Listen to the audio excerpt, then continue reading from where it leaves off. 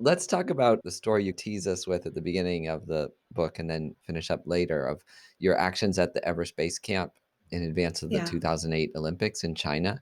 What was the goal of that mission and how did it go wrong? It went very right, actually. So the goal was to get onto everybody's television screens. I knew leaving the US, there was a possibility that we would do that by being arrested. I was hoping that wouldn't have to happen, that we would do it simply by holding up a banner and doing a creative action. But honestly, the big story was that we were arrested and disappeared by the Chinese government, who then claimed that they didn't have us, even though we had video they didn't know had been sent through the Great Chinese Firewall to a computer in New York and was playing on loop on BBC and CNN of us being arrested, which caused then an international incident between what the Chinese government said and what people could actually see, which is very rare in China to get actual footage and to get it out of the firewall.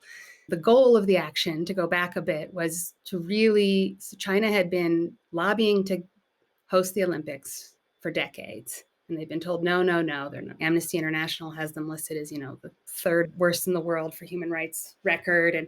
But they bought their way in, essentially. And Students for a Free Tibet, the organization, had lobbied the IOC for years to prevent China from hosting the Olympics, saying this wasn't a country that could be seen on the international stage as somebody respected. And, the host country stands to make billions of dollars as well when they host the Olympics.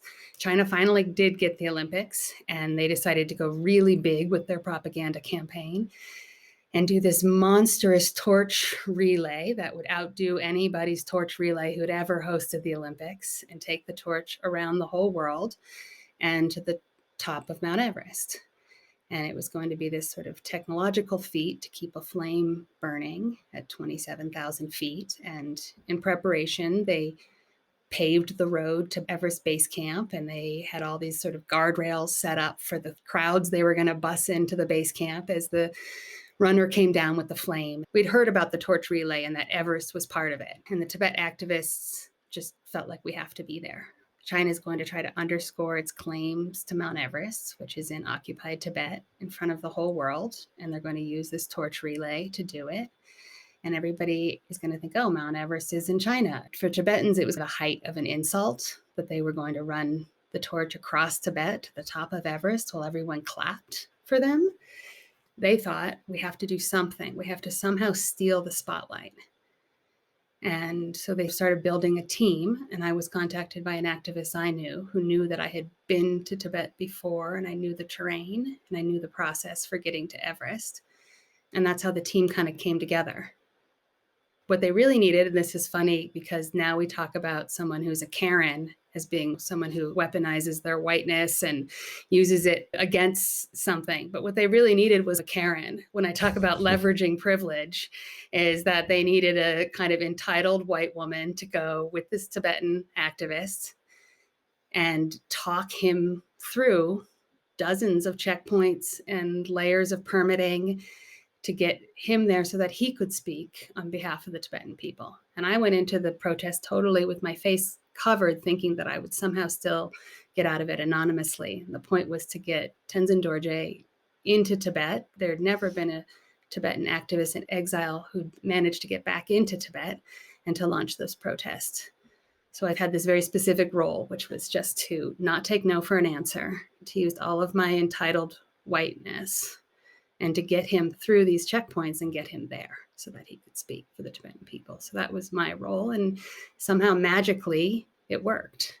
Even though we were told no a million times, the power of a white American girl to not take no for an answer and for dollars to buy your way through things is powerful. And so that was the privileges that were leveraged in that particular action in order to accomplish something nobody had ever accomplished. That part was successful, but you ended up in Chinese detention, Yeah, right, that's true. afterwards. So can you talk a little bit about that experience and what happened to you, if you're willing to talk about it, and how you managed to sustain yourself with some of your Buddhist practices through that difficult experience?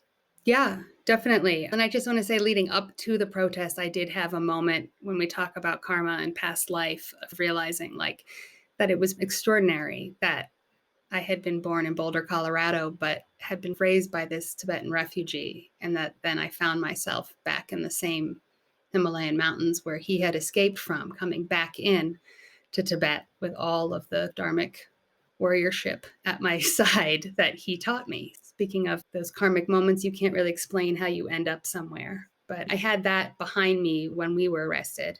Initially, we were held in a kind of makeshift jail at Everest Base Camp for about the first 14 hours by the military, who were pretty heavily armed, but they were all ethnic Tibetans, which is who is stationed in the Chinese military at Everest Base Camp, because they actually have a different lung capacity to breathe with lower oxygen than Han Chinese.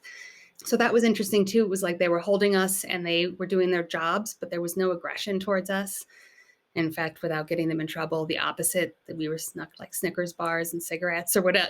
They were trying very hard to like do what they had to do, but we're also in awe of the fact that we'd even showed up that morning. And nobody knew that we had filmed it at that point. About 14 hours later, though, the Chinese secret police showed up and the whole tenor of everything changed pretty drastically. And that's when they separated us and searched us. And we didn't know what was happening to others. And the Tibetan American who was with us, Tenzin Dorje, was being treated more roughly than the white Americans, and trying to figure out how to protect him at all costs. We made a pact amongst the 4 white Americans that no matter what happened, even if we were released, we wouldn't leave Tibet until he was released. He didn't know about that. There was a lot of that kind of separating us and trying to get into our heads and get us to talk about each other. We had these elaborate backstories that we had created over the days that we were traveling overland to Everest. And not one of us, of the 5 of us, ever broke backstory. None of us ever came clean and said, I'm Kirsten Westby, I work for Students for Free Tibet, or anything. We just stuck to these elaborate stories that weren't true and told them over and over again until I think we reached the maximum amount of time under Chinese law that we could be held without being tried. Though they had lied to us and told us we had been tried and that we would be spending the rest of our lives in a Chinese prison in an attempt to get us to speak about what we were really doing there, who we were really working with. In reality, on day 4, they woke us up in the middle of the night and in a very elaborate motorcade of like 15 police cars drove us across the Tibetan plateau, stopping at different villages to pull us out of the cars and line us up and wag their finger at us as an example of what's called a splittist, someone who's trying to split the motherland of China, which essentially just backfired and worked as this hilarious game of telephone across the Tibetan plateau, in which by the time it reached Kham, everyone heard that Tenzin Dorje had climbed to the top of Mount Everest and had planted the Tibetan flag in the top of Everest, and none of which had happened. But yeah, I think ideally before the action, if I could have said, well, it'd be great if we were arrested so that CNN cared, but only held for a few days and not too badly tortured and then released,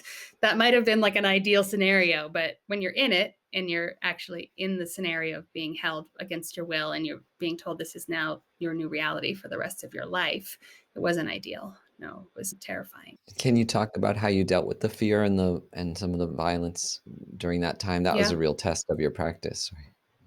Yeah, I think it was a real test of my practice. And I think I started with some panic and things that Mhm. would be like a traditional response to trauma, holding one's breath and losing one's breath, hyperventilating. And I eventually got to a place, they separated us and they put us into separate vehicles. And then they drove us through the night back across the plateau. But you have to understand it's negative 15 degrees outside. There's no roads. It's like ice and glaciers. And you're in this off road vehicle, like bumping through the night with no concept of where you're going. I had heard stories of Tibetan activists being thrown off cliffs, being just left killed and out in the middle of nowhere. And so there was no like destination that we knew where we were going at any point. We were purposely being scared and confused at that time. Mhm. I think just unconsciously at some point, I dropped down into a place of meditation and just feeling where the fear was in my body. One of the reactions to fear is to hold your breath or stop breathing. And you can only hold your breath for so long, you start to almost pass out if you're not going to breathe.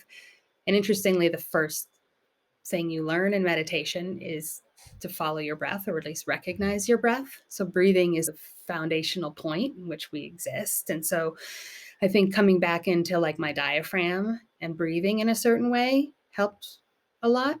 And then there was a really terrifying point in which I got very car sick and I explained that I was about to throw up, and they stopped my vehicle. And instead of just allowing me to put my head out the car and throw up, they like dragged me about 300 feet away from the vehicle and held my head out over a cliff.